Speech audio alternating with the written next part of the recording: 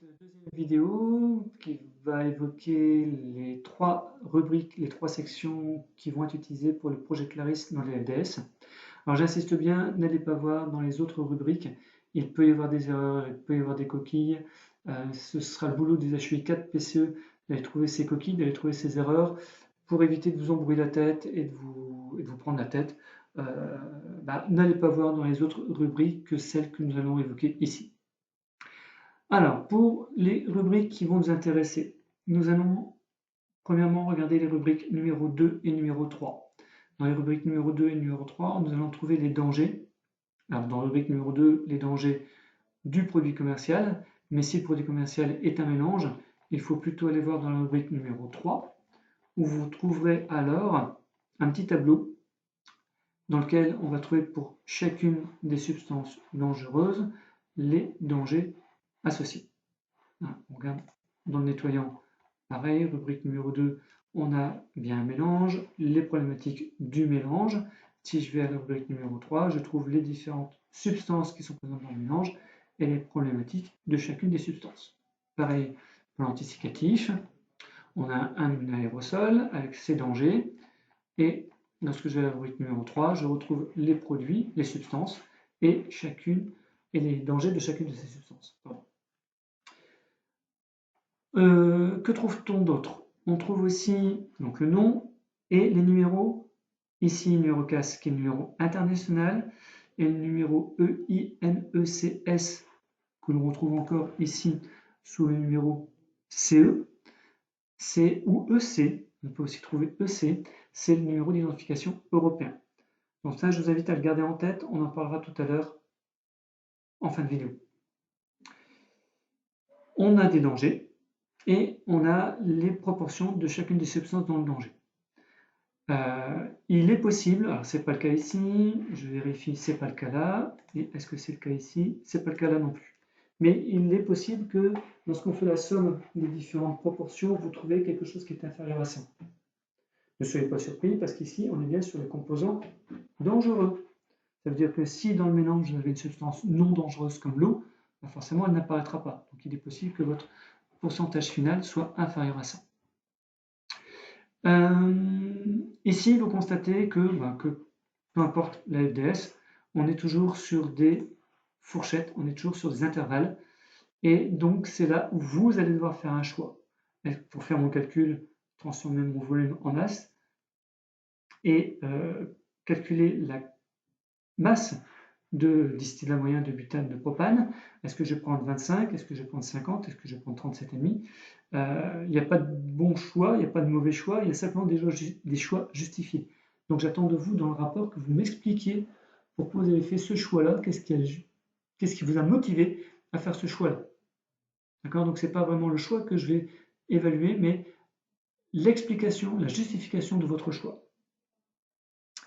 Voilà, je pense que pour la rubrique 3, on a fait le tour. Donc j'ai parlé des numéros d'identification, on a parlé des dangers, on a parlé des proportions. Donc pour les rubriques 2 et 3, c'est bon. Passons maintenant à la dernière rubrique qui va nous intéresser, c'est la rubrique numéro 9. Donc la rubrique numéro 9, c'est la rubrique qui traite des propriétés physico-chimiques. On va aller la chercher pour les 3 FDS.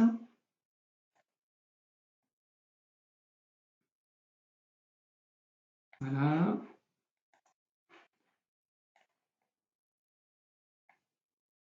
Voilà. Alors, ce qui est important, c'est de constater déjà l'état. Donc, on a affaire à un liquide. Ici, pour le nettoyer, on est sur un liquide. Et l'anticicatif, on a vu tout à l'heure que c'est un aérosol. Voilà. Donc, ça, c'est bon de l'avoir en tête, puisque je me permets de vous rappeler que, encore une fois, pour un liquide ou pour un gaz, il faut transformer le volume en masse. Donc, c'est-à-dire qu'on a besoin de la masse volumique ou la densité. Bon, on va aller la chercher. Donc, densité, zut, elle est non déterminée ici. Pour le nettoyant, la densité, elle est de 0,84. Et pour l'antimousse, elle est de 0,885 grammes par centimètre cube. Donc là, certains vont crier, mais qu'est-ce que c'est? Qu'est-ce qui se passe? C'est une densité, il n'y a pas d'unité. Oui, en effet, densité, il n'y a pas d'unité, on l'a vu là. D'accord? Par contre, n'oubliez pas que densité masse volumique, pour les liquides et les solides, c'est pareil. Donc oui, dans certaines FDS, vous trouverez une densité avec une unité, même si normalement il n'y en a pas. Donc il ne faut pas vous offusquer, je ne vais pas dire que c'est normal, mais c'est compréhensible. Donc ça, tout le monde va avoir besoin d'aller chercher la densité, quel que soit le CME. Pour le CME polymère, vous aurez besoin de la température d'ébullition. Là, on voit qu'elle n'est pas donnée. Pour les nettoyants, température d'ébullition 78. Et pour l'anticicatif, température d'ébullition moins 44. Donc là, les deux valeurs vous sont données, ça va bien. Pour les CME énergie verte, on peut constater qu'on a le point éclair, qu'on a la température d'auto-inflammation, qu'on a les limites d'inflammabilité ou d'explosivité. Pour le projet Clarisse, ce n'est pas utile, mais vous constatez que c'est présent en termes d'information. Tout comme pour le CME, préserver l'air et l'eau, on constate la notion de solubilité, on constate qu'il y a aussi la notion de POW, mais pareil, pour le projet Clarisse, on ne va pas les utiliser. Par contre, pour les CME, énergie verte et préserver l'air et l'eau, quelque chose qui peut être intéressant de prendre en considération, la pression de vapeur. Cette pression de vapeur qui traduit la volatilité du produit et qui peut être intéressant d'avoir en tête pour certaines actions correctives. Voilà. J'ai presque fini. Il nous reste à voir qu'est-ce qui se passe quand une information ne m'est pas donnée. On a vu ici que la densité n'est pas donnée. Comment je fais pour me dépatouiller? J'ai besoin de cette densité pour transformer mon volume en masse. Je ne l'ai pas. Comment je fais? Donc, ce que je vous conseille, c'est d'aller chercher sur Internet, en utilisant les numéros CAS ou les numéros européens d'identification des substances, les masses volumiques ou les densités de chacune des substances. Et une fois que vous avez trouvé toutes les masses volumiques ou toutes les densités, vous estimez alors la masse volumique ou la densité du mélange. Il y a plusieurs façons de faire, je ne vais pas revenir sur les différents calculs. Et encore une fois, ce qui m'intéresse dans le poly, c'est que vous m'expliquez comment vous avez fait avec les densités ou les masses volumiques des substances, comment vous avez fait pour estimer la masse volumique ou la densité du mélange.